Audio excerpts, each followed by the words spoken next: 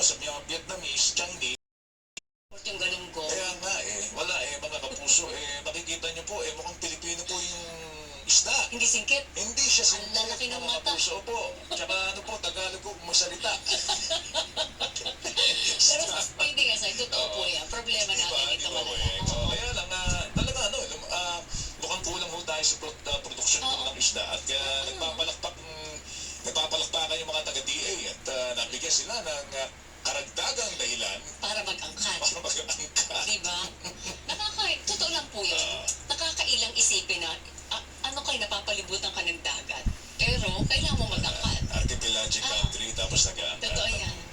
Ng isda, mga kapuso, nakakalungkot, ano ha?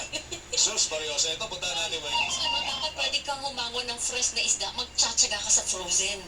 Tsaka sa frozen isda na galing sa ibang bansa, mga kapuso, na alam mo naman dito sa ating kinuha. Tama ka dyan. Pati nga baboy, kaya ka napapasukan ng African swine fever. Di ba? Ay isang pagsari na. Kasi marami lang naman economic team ng Pangulo, hinihingan po ni Senator Grace po ng report ukol sa pwedeng kitain ng gobyerno sa mga reclamation project. Ninfa.